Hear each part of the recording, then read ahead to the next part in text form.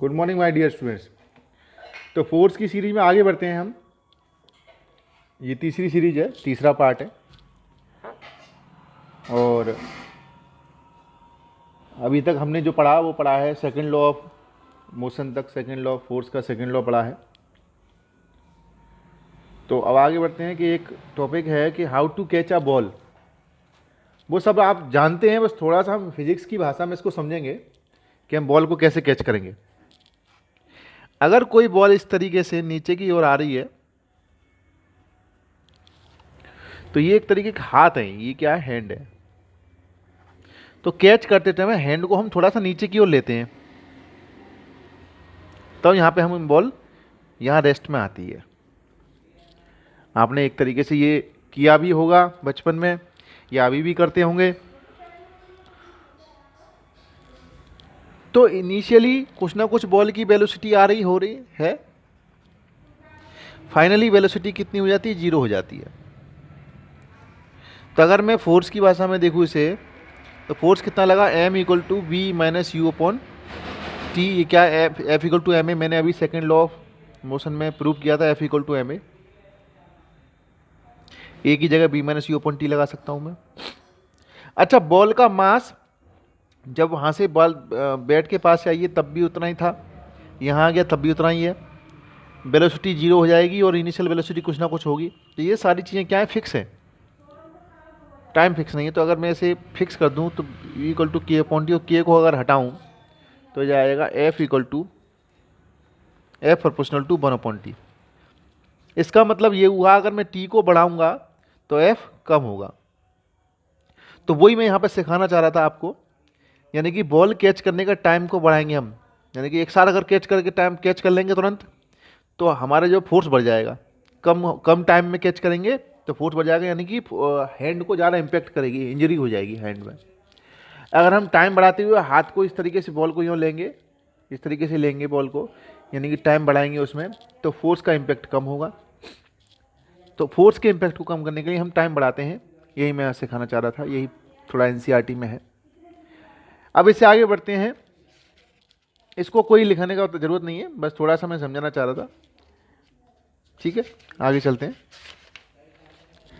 Newton's third law of motion.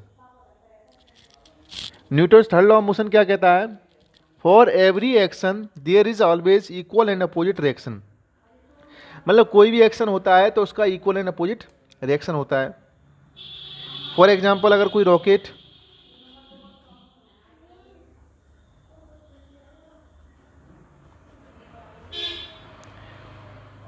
Propagate करता है तो नीचे की ओर वो गैसेस जो होती हैं बर्न होती हैं, बर्न होने से यहाँ पे फ्यूल बर्न होता है, फ्यूल बर्न होने से नीचे गैसेस इजेक्ट होती हैं। ये गैसेस जो इजेक्ट होती हैं ये एयर पार्टिकल्स पर फोर्स लगाती हैं, फोर्स। तो air particles equal and opposite force ऊपर की ओर लगाती हैं, इस वजह से रॉकेट ऊपर की ओर जाता है। तो यहाँ समझ में आ गया होगा। दूसरा, अगर हम कोई गन ले लें, गन आपने देखा होगा, गन बड़ी गन जब लेता है कोई व्यक्ति तो कंधे पे लगा करता है, तो जब बुलेट को आगे प्रोपेट करता है,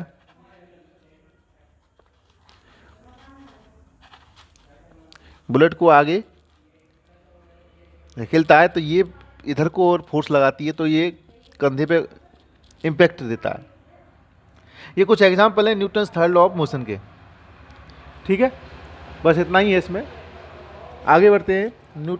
law of conservation of momentum, सबसे इंपॉर्टेंट टॉपिक जो है, एक तो second law of motion derivation है फोर्स में, एक law of conservation of momentum है। इसको बच्चों, मेरे बच्चों बड़े ध्यान से सुनिएगा, यही टॉपिक है जो एग्जाम के अंदर आएगा।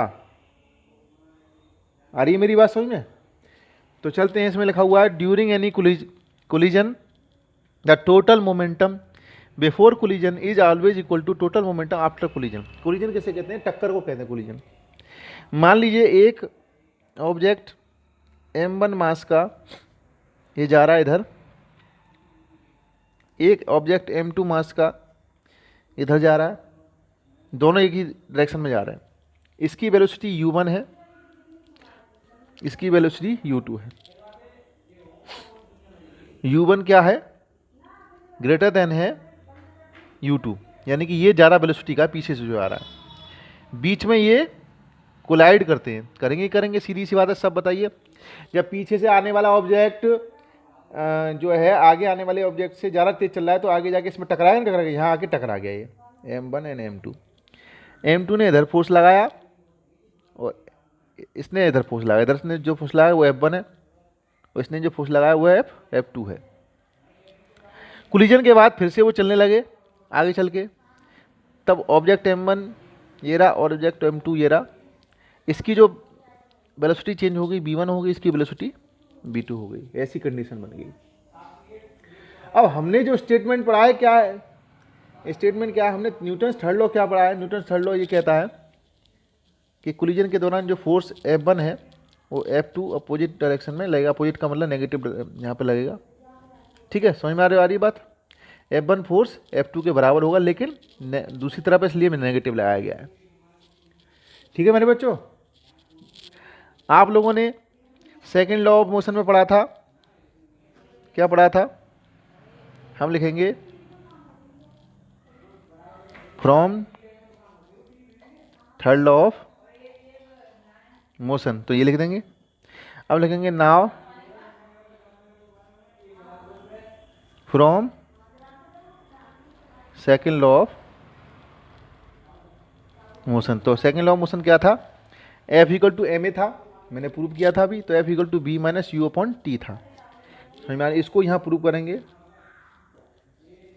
सो F1 equal to F2 minus में, तो F1 F2 की जगह वैल्यूज पुट करेंगे। F1 क्या हो जाएगा, m1 b1 minus u1 upon t minus m2 b2 minus u2 upon t। मेरे बच्चों टाइम तो सेम ही है, और टाइम काट देंगे यहाँ पे, यही बनेगा यहाँ पे m1 b1 minus m1 u1 m2 b2, ये माइनस वाला अंदर जाएगा तो प्लस m2 u2। इसको इधर लेके जाएंगे हम और इसको इधर लेके जाएंगे, तो क्या बन जाएगा, इसी को ध्यान से देखिएगा क्या बन जाएगा। m1 b1 ये यहीं रह गया, ये यहाँ पे आया तो प्लस का हो गया m2 b2, ठीक है, इक्वल टू ये यहाँ पे पहले से ही है m2 u2 प्लस ये इधर आया m1 u1। तो देखिए इनिशियली पहले ऑब्जेक्ट का मास m1 और इनिशियल वेलोसिटी u1, ऐसे इनिशियली पहले ऑब्जेक्ट का मास m2 और ये u2 वेलोसिटी।